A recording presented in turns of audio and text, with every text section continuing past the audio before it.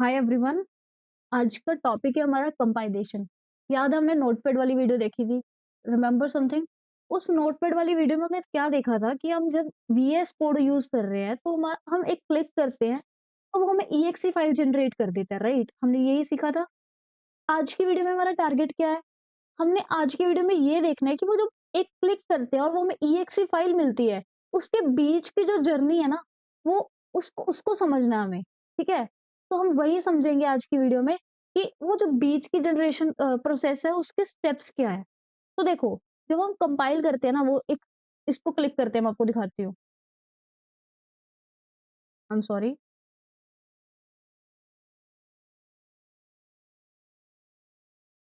जब आप एक फाइल में यहाँ पे क्लिक करते हो, उस दौरान आपके क्या होता है उसको समझते हैं। उसको समझने के लिए हम खोलते हैं अपनी पीपीटी को, समझते हैं वन बाय वन। सबसे पहले एक स्टेप आता है जिसको हम बोलते हैं प्री प्रोसेसिंग। फिर एक स्टेप आता है जिसको हम बोलते हैं कंपाइलिंग, फिर असेंबलिंग एंड देन लिंकिंग। ठीक है? ये सारे स्टेप्स बहुत ईज़ी है। अब इसको एक-एक करके समझते हैं। सबसे पहले आते हैं हम कंपाइलेशन करता क्या है? कंपाइलेशन होता क्या है? ठीक है? ये एक सोर्स कोड को, यानी कि जो आप लिखते हो उसको मशीन कोड में कन्वर्ट करता है। कैसे? देखो, जो हमारी लैपटॉप है उसको सिर्फ़ एंड सिर्फ़ 0 एंड 1 समझ आता है। एग्री? ये हमने बचपन से पढ़ा है कि लैपटॉप या कोई भी मशीन को 0 एंड 1 समझ आता है। तो ये जो हम रन करते हैं, क्या ये हम 0 एंड 1 में लिखते हैं? नहीं ना। हम तो क्या लिखते हैं? Printf this, scanf this, do this, if else ये वो। तो ये तो हम लिख रहे हैं सोर्स कोड, लेकिन उसको मशीन कोड बनाना है। वो क्या करता है? कंपाइलेशन ये चीज़ हमारे लिए करती है। और कंपाइलर हम कौन-सा यूज़ करते हैं? मिनजीडब्ल्यू का जीसीसी, ठीक है? तो हमारा कंपाइलर पता होना चाहिए, मिनजीडब्ल्यू का हम जीसीसी यूज़ करते हैं, राइट? कंपाइलेशन की एक और एग्जांपल दी जाती है, जैसे रियल वर्ल्ड में हमारे पास ट्रांसलेटर होता है। ट्रांसलेटर क्या होता है? मान लो मुझे सिर्फ हिंदी आती है, ठीक है? और मुझे सिर्फ और सिर्फ हिंदी आती है और मुझे बात करनी है इंग्लिश मैन से, ठीक है? तो मुझे हिंदी और हिंदी में मैं बोल रही हूँ, उसको इंग्लिश समझ आती है। मैं बीच में क्या इंसर्ट करूँगी? एक ट्रांसलेटर। वो ट्रांसलेटर क्या करेगा? जो-जो मैं बोलूँगी, वो उसको कन्वर्ट करता जाएगा और उसको बताता जाएगा कि ये हो रहा है। तो इस यही है कंपाइलेशन का काम। आगे चलते हैं, कंपाइलेशन 4 स्टेप्स में होती है, pre processing, compiling, assembling and linking. ये चारों प्रोसेसेस को हम एक-एक बार में समझते हैं। स्टार्ट करते हैं प्री प्री प्रोसेसिंग से, ठीक है? प्री प्रोसेसिंग के अंदर 4 चीज़ें होती हैं, ठीक है? एक बार अगर आपने प्री प्रोसेसिंग सबसे बड़ा स्टेप है, अगर इसको समझ लिया ना, उसके बाद सारी चीज़ें बहुत ईज़ी हैं। सबसे पहले क्या है? कमेंट रिमूवल, फिर क्या है? मैक्रोज़ एक्सपेंशन, फिर क्या है? फाइल इंक्लूजन, फिर क्या है? Conditional compilation. इसमें से कमेंट रिमूवल क्या करता है? ठीक है? अगर आपने मेरी सी लैंग्वेज की सारी सीरीज़ फ़ॉलो की है, तो आपको ये कोड समझ आ रहा होगा।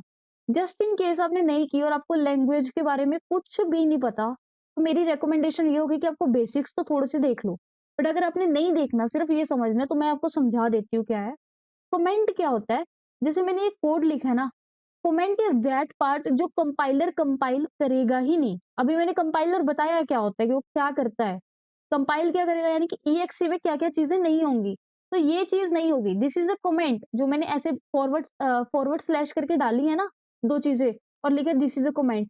देखो, इसका रिज़ल्ट क्या है? रिज़ल्ट बिल्कुल सेम है, बस ये वाली लाइन नहीं है। तो सबसे पहले जो प्री प्रोसेसिंग काम करता है वो क्या है? Comment removal. और कमेंट क्या होता है? वो सिर्फ ह्यूमन रीडर्स के लिए होता है और कंपाइलर उसे इग्नोर कर देता है कंपाइलेशन के टाइम, ठीक है? और इसके में लिख क्या सकते हैं हम? जैसे हमने कोई नोट बनाना है, मान लो हमने एक वेरिएबल ए बनाया है, तो उसको हम वेरिएबल ए बता देंगे कि एक नोट में कि ये है वेरिएबल ए। क्योंकि अगर 10 साल बाद मैं उसको कोड को देख रही हूँ, तो क्या मुझे सपना आएगा कि ए में क्या है? ठीक है? तो मुझे इतनी मेहनत ना करनी पड़े, तो मैं उसको ए बता दूँगी कि ए क्या है। तो कमेंट इन छोटी-छोटी चीज़ों के लिए मदद करता है।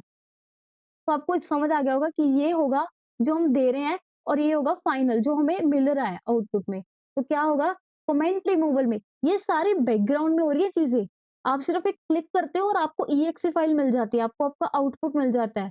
तो ये वो चीज़ें हैं जो आपको दिखाई नहीं जाती। आपको सुननी पड़ेंगी और समझना पड़ेगा कि सबसे पहले कमेंट रिमूव होता है। कमेंट रिमूव होने के बाद आता है मैक्रो एक्सपेंशन। अब मैक्रोज़ क्या होता है? इसको हम एक बार कोड देखेंगे, कोड बिल्कुल समझेंगे कोड क्या कर रहा है। ये है मैक्रो आपका hash defined radius R. Macros क्या है? अगर आप डायरेक्टली डिफाइन करना चाहते हो, आप उसका डेटा टाइप नहीं बताना चाहते, ठीक है? और आप उसको इंट मेन के बाहर डिक्लेयर कर रहे हो, तो आप क्या यूज़ करोगे? Hash define radius R. अब याद रखना, जब आप रेडियस आर को रेडियस 3 को डिफाइन कर रहे हो ना, थ्रू आउट द कोड जब आप इंट मेन के अंदर जब भी रेडियस यूज़ करोगे, तो उसका मतलब सिर्फ़ और सिर्फ़ 3 होगा। समझ आया? जब आप यहाँ पे हैश डिफाइंड रेडियस आर लिख रहे हो, सॉरी 3 लिख रहे हो, तो उसका मतलब ये है कि थ्रू आउट द कोड जब-जब आप रेडियस को कॉल करोगे, जब-जब रेडियस को बुलाओगे, तब क्या आएगा वहाँ पे? 3। तो इसका है हैश डिफाइंड रेडियस 3। अब नेक्स्ट, ये एक मैंने और कर दिया मैक्रो डेफिनेशन के लिए, सो दैट आपको समझ आ जाए कि डेफिनेशन में हम एक वेरिएबल दे सकते हैं, एक फंक्शन काइंड ऑफ बना सकते हैं और उसमें एक इफ एल्स भी लगा सकते हैं। डिफाइन में बहुत सी वेरिएशंस है, वो आप देख सकते हो। अब थ्रू आउट द टाइम जब-जब आप करोगे, इतनी रिक्वायरमेंट नहीं है, कोई भी नहीं करता, बट ठीक है, इतनी बेसिक सी आपको चीज़ें बतानी चाहिए। ठीक है, ये आपने दिया, एरिया भी आपने डिक्लेयर कर दिया, कैसे? आपने क्या? Pi into R square, right? यही थी। उसके बाद आप गए इंट मेन पे। इंट मेन में मैंने क्या किया हुआ है, एफ एफ में यानी कि फ्लोट में मैंने एरिया को कॉल किया। अब एरिया गया ऊपर, उसने देखा 3.14 इंटू रेडियस। उसने क्या किया? 3 वैल्यू इंसर्ट की, फिर एरिया को वापस यहाँ पे ले आया। तो इन शॉर्ट हमारे पास आंसर क्या प्रिंट होगा? 3.14 इंटू 3 यानी कि आंसर क्या आएगा? 10 अप्रोक्सीमेटली। ठीक है, मैंने परसेंटेज एफ में दिया, तो कुछ डेसिमल में भी जरूर होगा, लेकिन मैं राउंड ऑफ करके बोल रही हूँ कि 10 के आसपास कुछ आंसर आएगा, राइट? अब तो जब मैंने मैक्रो एक्सपैंड किया, तो इसका बैकग्राउंड में क्या हो रहा है, ये तो मैंने कोड समझा दिया। अब बैकग्राउंड में क्या हो रहा है? बैकग्राउंड में डायरेक्टली ये 3 की वैल्यू यहाँ पे आ रही है, 3 की वैल्यू यहाँ पे आ रही है, और ये टोटल वैल्यू आ रही है यहाँ पे। समझ पा रहे हो? जब अब मिंट मेन से एक बार दोबारा समझते हैं। जब मैंने एरिया को कॉल किया, एरिया गया ऊपर, ठीक है? इसने देखा 3.14 इंटू रेडियस, तो ये सोच रहे रेडियस क्या है, तो ये और गया ऊपर। इसने देखा अच्छा रेडियस 3 है, तो ये रेडियस की वैल्यू पहले यहाँ पे लेकर आएगा, फिर यहाँ की टोटल एरिया की वैल्यू यहाँ पे लेकर आएगा। तो डायरेक्टली क्या आएगा? 3.14 इंटू 3 इंटू 3। यानी कि इसको नहीं पता, आप कंपाइलर को इस स्टेप के बाद रेडियस एरिया कुछ नहीं पता, वो डायरेक्टली इसको ही सॉल्व करेगा। आगे चलते हैं, फाइल इंक्लूजन। देखो फाइल इंक्लूजन ना, जो हम लिखते हैं हैश इंक्लूड स्टैंडर्ड लाइब्रेरी या कुछ भी स्टैंडर्ड इनपुट आउटपुट, या आप कई बार क्या करते हो, आपने 2 फाइल्स बनाई, फाइल 1 और फाइल 2, इन दोनों फाइल्स को आप कंबाइनली यूज करना चाहते हो, यानी कि फाइल 2 में कुछ ऐसा यूज़ करना चाहते हो जो सिर्फ़ फ़ाइल 1 में है। कोई ऐसा वेरिएबल हो सकता है, कोई ऐसा फ़ंक्शन हो सकता है। तो आप क्या लिखोगे उस फ़ाइल 2 के ऊपर? Hash include file 1। उससे क्या होता है? फ़ाइल इंक्लूड हो जाती है। वही काम है इस फ़ाइल इंक्लूजन का। जितनी भी अनदर फ़ाइल्स में प्री रिटन कोड होता है, वो सारा उस फ़ाइल में आ जाता है जो आपके प्रेज़ेंट डायरेक्टिव है। ये आपको आई होप समझ आ गया होगा। जो आप लिखते हो स्टैंडर्ड इनपुट आउटपुट, वो क्या है? स्टैंडर्ड इनपुट आउटपुट आपका सिर्फ और सिर्फ प्रिंटफ एंड स्कैनफ से मतलब है, उसका और किसी चीज से मतलब नहीं है। ठीक है, तो वो ये मत समझना कि यार वो स्टैंडर्ड इनपुट आउटपुट लिखते हैं वो क्या है, यानी कि stdio, वो क्या है? आपका प्रिंटफ एंड स्कैनफ, सिर्फ वो है। उसका file kind of file inclusion है, लेकिन फाइल इंक्लूजन हियर मीन्स जो आप फाइल कंबाइन करते हो। कंडीशनल कंपाइलेशन, अब इसको हम अगेन जैसे हमने मैक्रो में वीएस कोड में करके देखेंगे, कंडीशनल कंपाइलेशन को भी एक बार हम वीएस कोड में करके देखेंगे। इसमें होता क्या है, आप एक चेक कंडीशन लगा देते हो। चेक क्या? If defined. जैसे मैक्रो में क्या करते थे हम use? Hash defined, right? Macros में आप क्या यूज करते थे? Hash defined. वही हैश डिफाइंड आपने डिफाइन तो कर दिया, मान लो किसी ने आकर वो हैश डिफाइन हटा दिया, तो वो एरर दे देगा। हमें एरर नहीं चाहिए, तो इसलिए हम क्या यूज करते हैं? If defined. यानी कि अगर ऊपर डिफाइंड है तब ये कर दो, अगर नहीं डिफाइंड है तो ये कर दो। सिमिलरली इसका एक रिवर्स केस है, इफ नॉट डिफाइंड तो ये कर दो, इफ डिफाइंड एल्स में दे देना, ये कर दो। एंड इफ यूज है, जब आप इफ डेफ यूज कर रहे हो तो एंड इफ यूज करना एक कंपलसरी ही है। इफ एलिफ, ये आपने चीजें पहले ही मेरे लूप में पढ़ लिए होंगे, लेकिन मैं बता देती हूँ। इफ सिंपल ही मीन्स कि अगर ये है तो ये कर दो, अगर ये नहीं है तो वो कर दो। एलिफ यानी कि अगर आप मल्टीपल इफ की कंडीशन एक साथ देना चाहते हो, लेकिन रन कोई एक ही करेगी, यानी कि वर्क कोई एक ही करेगी। अगर मैं अगेन रिपीट कर रही हूँ, किसी को ये चीजें नहीं समझ आ रही, उनको इसलिए समझ नहीं आ रही क्योंकि शायद उन्होंने कभी प्रोग्रामिंग इससे पहले नहीं की। और वो डायरेक्टली समझना चाह रहे हैं कि कंपाइलेशन कैसे वर्क करता है। देखो, ये वीडियो आने को पहले भी आ सकती थी, सबसे पहले फर्स्ट वीडियो भी हो सकती थी। लेकिन मैंने फर्स्ट में इसलिए नहीं करवाया, रीज़न बीइंग आई वांट कि एक बार आपका सेट हो जाए, आपको लैंग्वेज अच्छे से समझ आने लगे, तो ये सारे टर्म्स हैं जो मैं एंड इफ नॉट ये सारी चीज़ आपको हलवा लगेंगी, बहुत ईज़ी हो जाएँगी। तो यार देख लो एक बार, अगर नहीं देखना तो थोड़ा बहुत लोड मत लो ज़्यादा, जब हम कोड पे चलेंगे तब समझ लेना, ठीक है? तो वीडियो को बंद मत करना एक एक ऐसे डर के कि यार ये तो समझ नहीं आ रहा, क्या है ये? कुछ नहीं होता, आपको समझ आ जाएगा, बस ईज़ी-सी प्रोसेस समझ लो, जितना आ रहा है एटलीस्ट उतना कर लो। नोट, अब हमारा प्री प्रोसेसिंग की सारी स्टेप्स हो गई। क्या-क्या प्रोसेस थी हमारे पास? सबसे पहले थी कमेंट रिमूवल, हमने देख लिया कमेंट। कमेंट क्या होते थे? नोट्स, वो हमने सारे रिमूव कर दिए। मैक्रोज़ को एक्सपैंड कर दिया, यानी कि अगर कोई डिफाइन में कुछ वैल्यू है, तो जहाँ-जहाँ उस वैल्यू की रिक्वायरमेंट थी, वहाँ-वहाँ उस वैल्यू को पुट कर दिया। फाइल इंक्लूजन, मान लो हमने कोई 2 फाइल्स को कंबाइन यानी कि 2 फाइल्स को, एक फाइल का डेटा दूसरे फाइल के डेटा में लेकर आना है, तो हमने क्या यूज़ किया? फाइल इंक्लूजन, वो भी कर दिया। कंडीशनल कंपाइलेशन, यानी कि अगर कोई एरर वगैरह जो जो कोई भी चांसेस है, तो वो हमने बता दिया कि यार ये डिफाइंड नहीं है, ये डिफाइंड है, ठीक है? ये सारे स्टेप होने के बाद हमने जो कोड लिखा था, वो किसमें लिखा था? डॉट सी एक्सटेंशन में। जब ये प्रोसेस कंप्लीट होता है ना, सिर्फ और सिर्फ प्री प्रोसेसिंग, तो हमारे पास फाइल किस में आ जाती है? डॉट आई एक्सटेंशन में। समझ रहे हो? ये सारे स्टेप्स करने के बाद प्री प्रोसेसिंग की हमारे पास फाइल कौन सी आती है? Dot I extension. उसके बाद हम चलते हैं कंपाइलिंग। कंपाइलिंग क्या होता है? जब भी आप जो आपके पास कोड था, जो आपके कमेंट रिमूवल करने के बाद, सब कुछ करने के बाद कंपाइल क्या करता है?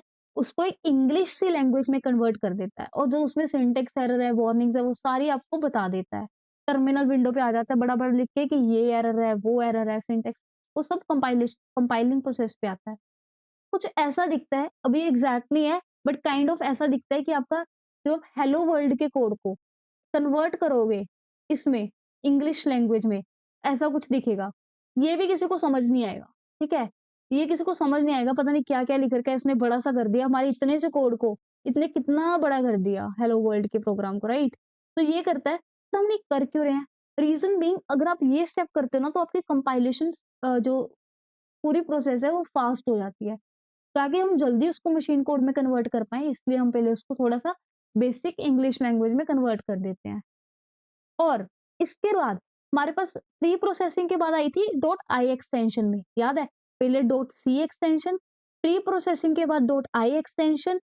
जब आप कंपाइलिंग भी कर देते हो, तो आपके पास फाइल कौन से एक्सटेंशन में आती है? Dot S. After all this steps of compiling, we get file in dot S extension from dot I extension. ये बात आपको समझ आ गई होगी। उसके बाद हम चलते हैं असेंबलिंग पे। अब असेंबलिंग क्या करता है? ये this is a major process, जहाँ पे आपका कोड जो इंग्लिश में रिटन था, ये उसका एक मैंने छोटा-सा पार्ट ले लिया है। ऐसा नहीं है कि ये वही है exact code, something like example के लिए है। अब ये इंग्लिश में लिखा हुआ, इसको मैंने किस में कर दिया? मशीन कोड में, that is computer understandable language, that is 0 and 1। ये वो कोड है जो कंप्यूटर को समझ आएगा। ठीक है? तो हमने इसको मशीन कोड में कन्वर्ट कर दिया है। अब इसके बाद हमारे पास देखो, सबसे पहले थी डॉट सी, प्री प्रोसेसिंग के बाद आया डॉट आई, उसके बाद कंपाइलिंग के बाद आया डॉट एस। अब उसके बाद हमने किया असेंबलिंग। असेंबलिंग में आपके पास क्या आ रहा है? डॉट ओ और डॉट ओबीजे, ठीक है? डिपेंडिंग ऑन आप मैक के यूज़र हो या विंडोज़ के, उसके अकॉर्डिंग आपके पास एक्सटेंशंस आ जाएँगी। लेकिन this were the major 2 extensions जो आती हैं, ठीक है? उसके बाद आता है लिंकिंग। अब लिंकिंग को थोड़ा-सा ध्यान से समझना, जितनी भी आपकी लाइब्रेरी फाइल्स हैं, उन सबको इंक्लूड करता है, ठीक है? कुछ ऐसी चीज़ें होती हैं जो कंप्यूटर हमें नहीं, कंप्यूटर को नहीं पता, लेकिन उसको कहीं से कहीं ना बतानी पड़ती है कि ये चीज़ें वो है। इसलिए हम लिंकिंग को यूज़ करते हैं, और कई बार ऐसा होता है कि एक फाइल रन नहीं हो सकती, लेकिन 3-4 मिलके उसको रन करवाती हैं, ठीक है? वो लिंकिंग का ये काम है। लिंकिंग हर बार नहीं होती, लेकिन इसको आप स्किप कर सकते हो। बस इतना जान लो कि include the library files into the program, और आप ये भी पढ़ सकते हो। इसके बाद लिंकिंग के बाद आपको कौन-सी फाइल मिलती है? डॉट ईएक्सई अगर आप विंडोज़ के हो, डॉट आउट अगर आप मैक यूज़र हो, ठीक है? डिपेंडिंग अपॉन आपके पास कौन-सा ऑपरेटिंग सिस्टम है, ये आपको उस तरीके का एक्सटेंशन देता है। अब आपको मैंने बता दिया कि डॉट ईएक्सई, डॉट आउट आपको कौन-सी फाइल मिलती है। अब बारी है मैक्रोज़ को समझने की। स्टार्ट करते हैं, आपको वीएस कोड की ज़रूरत पड़ेगी and side by side GCC compiler की भी। वो आप मेरी वीएस कोड की वीडियो देख सकते हैं, जस्ट इन केस कोई बिगिनर है और वो ये वीडियो देख रहा है, तो उनको मैं बता दूँ पहले आपको एक वीएस इंस्टॉलेशन की वीडियो देखनी होगी, नहीं तो मैं यहाँ पे एक आई बटन लगा देती हूँ। आप उससे एक्सेस कर लो कि वीएस कोड कैसे इंस्टॉल करना है, जीसीसी कैसे इंस्टॉल करना है। फिर आप एक फाइल बनाओगे, उस फाइल का नाम क्या देना है आपको, कुछ भी दे सकते हो। ये मेरी सीरीज़ चली हुई है सी की and macros and conditional compilation, ये भी एक काइंड ऑफ सी का ही पार्ट है, तो मैं इसी में ही बना रही हूँ। तो हम 69 फाइल बनाते हैं मैक्रोज़ डॉट सी, उसके बाद हम बॉयलर प्लेट कोड लगाएँगे। अब ये बॉयलर प्लेट कोड क्या है, ये भी मैंने उसी वीएस कोड की वीडियो में बताया हुआ है। आप एक बार चेकआउट कर सकते हो और बॉयलर प्लेट कोड की एक शॉर्ट भी है, वो भी देख सकते हो। ठीक है? उसके बाद हम क्या करेंगे, hash include studio dot H, sorry उसके बाद अब मैंने पढ़ाया था कि मैक्रोस में हम क्या यूज़ करते हैं, हैश डिफाइन। सेम करेंगे हम, हैश डिफाइन। हैश डिफाइन, अब डिफाइन क्या करना है, हमने पहले बता देती हूँ, एरिया ऑफ सर्कल फाइंड करना है। तो हम सबसे पहले रेडियस डिफाइन कर देते हैं, कितना, 5, ठीक है? और आपको यहाँ पे सेमीकोलन नहीं लगाना, ठीक है? सेमीकोलन नहीं यूज़ करोगे आप, वरना आपके पास क्या आएगा, एरर आएगा। पाई को डिक्लेयर करना है, पाई क्या डिक्लेयर करना है, 3.14 होता है पाई की वैल्यू। और उसके बाद आप हैश डिफाइन, आप वेरिएबल्स के साथ-साथ एक छोटा-सा फंक्शन भी क्रिएट कर सकते हो, कैसे? एरिया क्या होगा, 1 second, pi into radius into radius, okay? और सेमीकोलन इन तीनों के बाद नहीं आएगा। आप जब मेन में आओगे, ये सारी चीज़ें तीनों डिफाइन मैंने मेन के ऊपर की हैं। अब मेन के आने के बाद आप क्या करोगे, printf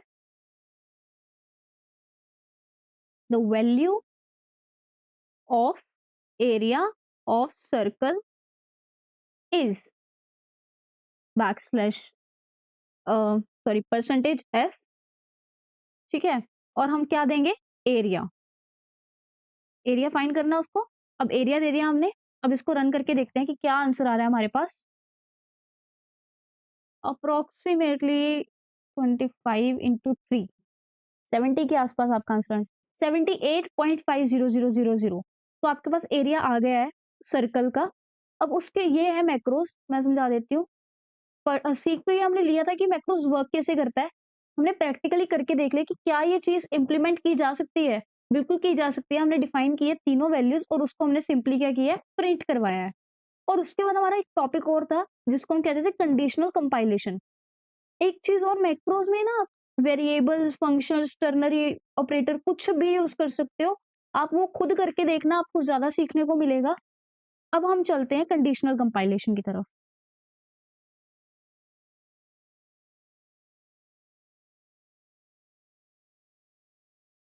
conditional again boiler plate code लगाने के बाद अब conditional compilation is same as macros, ठीक है? अब इसमें क्या है, जैसे हमने मैक्रोस डिफाइन किया और उसपे क्या किया, हमने वैल्यूज फाइंड किया। अब क्या ये मैक्रो डिफाइंड है या नहीं, वो करता है कंडीशनल कंपाइलेशन।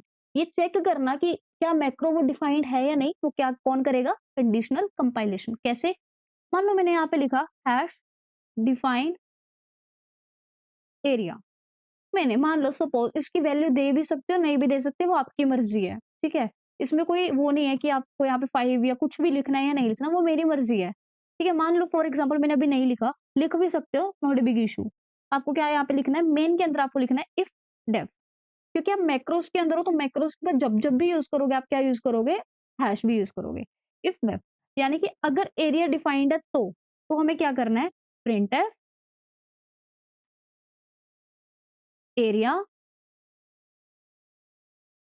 इज डिफाइंड, ठीक है? हमने ये लिखा, उसके बाद एल्स में, यानी कि अगर एरिया डिफाइंड नहीं है तो क्या देंगे, हम क्या यूज़ करेंगे, एल्स। यानी कि अगर डिफाइंड है तो ये प्रिंट कर दो, अगर नहीं डिफाइंड तो हम वो एल्स में देंगे। Else printf area is not defined, ठीक है? आई होप आपको ये चीज़ समझ आ गई होगी कि अगर डिफाइंड है तो क्या करना है, अगर नहीं है तो क्या करना है। अब ये बात समझो, ये एरर क्यों आ रहा है, क्योंकि जब भी आप इफ डेफ या एल्स कुछ भी यूज़ करते हो ना, तो आपको इसको क्लोज़ करना होता है। वो क्लोज़ कैसे होगा, एंड डिफ से। ठीक है? आई होप ये बात आपको समझ आ रही है कि क्लोज़ कैसे करना है एनडी से। तो ये सारी चीज़ें हो गई, इसको एक बार फॉर्मेट कर लेते हैं। इसको रन करके देखते हैं। फिलहाल मेरे पास एरिया डिफाइंड है, तो क्या प्रिंट होगा? Area is defined. और ये वीएस कोड ने ऑटोमैटिकली इसको ब्राइट कर दिया और इसको डिम कर दिया। बट खैर हमें रन करके ही देखना है। ये तो वीएस कोड के कुछ अच्छे फीचर्स हैं जो हमें ईज़ कर देते हैं कोडिंग। बट एक बार हम रनिंग से भी देख लेते हैं कि यही है। Yes, area is defined. अब मैं क्या करती हूँ, इसको कमेंट आउट कर देती हूँ, ठीक है? अब क्या होगा? अब एरिया डिफाइंड है या नहीं है? नहीं है ना, तो क्या प्रिंट होगा? Area is not defined. Let's run this code. इसका बेनिफिट आप समझ रहे हो क्या है? इसका बेनिफिट ये है कि आपको एरर नहीं मिलेगा, ठीक है? डिफाइंड है, नहीं है, ये सब आपको सोचने की ज़रूरत नहीं है, अब आपको एरर नहीं मिलेगा, ठीक है?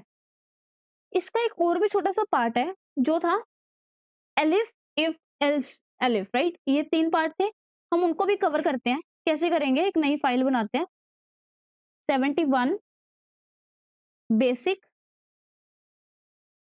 Conditioning dot C. हमने अगर ये फाइल बनाई है, उसके बाद हम बॉयलर प्लेट कोड लगाएँगे। अब हमने करना क्या है? डिफाइन करते हैं सबसे पहले रेडियस को।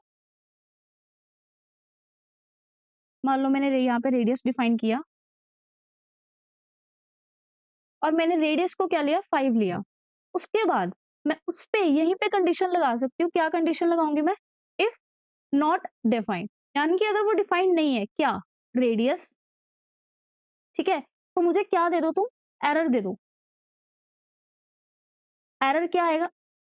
आई एम सॉरी, एरर क्या होगा? Radius is not defined. आपको ये एरर समझ आता है? ठीक है, ये हैश एरर आपको एरर प्रोड्यूस, अगर आपको कोई खुद का एरर प्रोड्यूस करवाना है, बट ये काइंड वो एरर वो वाला नहीं होगा जो आपको कंपाइलर देगा। ये आप खुद बता रहे हो, एक काइंड ऑफ वार्निंग है कि यार ये नहीं है, तो ये चीज़ मत करो, ठीक है? और उसके बाद हमने क्या यूज़ किया? एंड इफ, ठीक है? ये बात आपको समझ आती है? ये हमने तीनों चीज़ें पढ़ी है। एरर मैंने अभी आपको बता दिया कि अगर आपने खुद का एरर देना है, एरर देना है। ये लाइट क्यों हो गया? क्योंकि हमारा डिफाइंड है, ठीक है? अगर ये रेडियस डिफाइंड ना होता, मान लो मैं कमेंट आउट कर देती, तो फिर क्या आता हमारे पास? रेडियस इज़ नॉट डिफाइंड, ठीक है? अब आपको अंदर जाना है मेन के। मेन के अंदर मैं अब इफ एल्स को कैसे यूज़ करूँगी? ध्यान से देखना।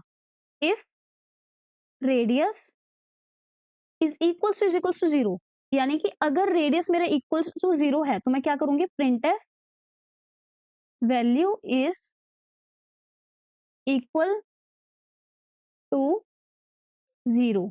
आपको ये बात समझ आती है? अगर रेडियस की वैल्यू 0 है, अभी तो 5 है, अगर 0 होती तो क्या प्रिंट होता? Value is equals to 0। Elif, elif क्या करेगा? अब एलिफ का काम समझना, जब इफ था वो एक कंडीशन चेक की, आप इसके अंदर अगर एक और कंडीशन देना चाहते हो कि अगर वो ग्रेटर या लेसर, क्या एक इंटीजर की क्या वैल्यू हो सकती है? 0, पॉजिटिव, नेगेटिव।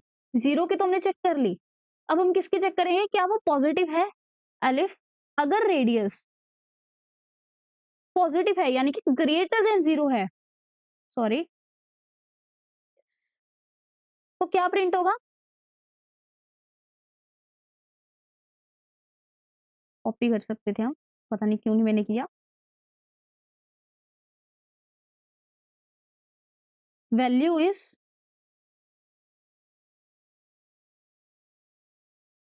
पॉजिटिव, यानी कि अगर वो ग्रेटर देन 0 है, तो क्या है? पॉजिटिव है, राइट?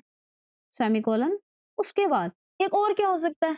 या तो 0 होगा या ग्रेटर देन 0 होगा। उसके बाद जितने भी केसेस हैं वो हम एल्स में दे सकते हैं। या तो ये कर सकते हैं, ठीक है? एलिफ के साथ एक और कंडीशन भी दे सकते थे। बस हम क्या करेंगे यहाँ पे? Printf value is negative. ये बात आपको समझ आती है? कि 3 ही इंटीजर्स हो सकते हैं, पॉजिटिव, नेगेटिव, 0। 0 की कंडीशन दे दी हमने, एलिफ की दे दी और नेगेटिव की भी दे दी। वो हमने एल्स में कंसीडर कर लिया। अब इफ पे एरर क्यों आ रहा है? क्योंकि हमने एंड इफ नहीं लगाया। इसको एक बार हमने अच्छे से फॉर्मेट कर लिया है। Let's run this file.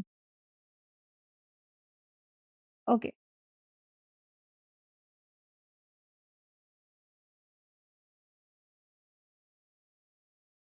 Value is positive क्योंकि हमारी वैल्यू क्या थी 5।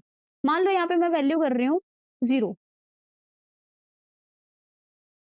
Value is equals to 0।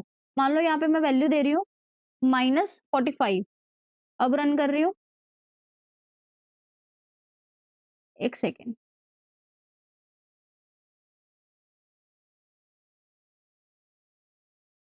हुँ, क्या एरर है? Operator has not left operand, left operand. Okay, ये कंसीडर ही नहीं कर रहा -45 को। ये कह रहा है इसके पास वैल्यू ही नहीं है। ये भी सही है। एक बार हम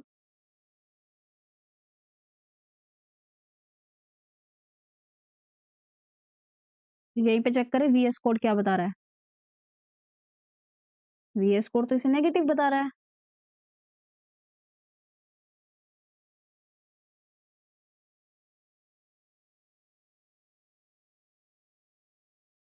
एक बार स्पेसिफाई करके देखते हैं। एल्स में नहीं, हमने इसको एलिफ में ले लिया, यानी कि पहले ये कंडीशन चेक होगा, अगर ये नहीं हुआ तो ये वाली कंडीशन चेक होगी, अगर ये भी नहीं हुआ तो ये वाली कंडीशन चेक होगी। ठीक है, let's run this code. Value is negative. ठीक है, हमारा ये वर्क कर रहा है। इतना ही था कंडीशनल कंपाइलेशन में। कंडीशनल कंपाइलेशन एंड मैक्रोज में हमने अच्छी तरह से पढ़ा है कि कंपाइलेशन की प्रोसेसेस क्या-क्या है, मैक्रोज कैसे वर्क करते हैं, कंडीशनल कंपाइलेशन इसको हमने प्रैक्टिकली भी करके देख लिया है। किसी को प्रॉब्लम है तो वो सी एक बार कर सकता है, मैंने पूरी प्लेलिस्ट बनाई हुई है सी सी के ऊपर। और उसके अलावा वीएस कोड अगर किसी को प्रॉब्लम आ रही है इंस्टॉल करने में तो वो मेरी वीडियो देख सकता है, उसमें भी सारी चीज़ें क्लियर हो जाएँगी। आज के लिए इतना ही, मिलते हैं नेक्स्ट वीडियो में। Till the time take care, bye bye.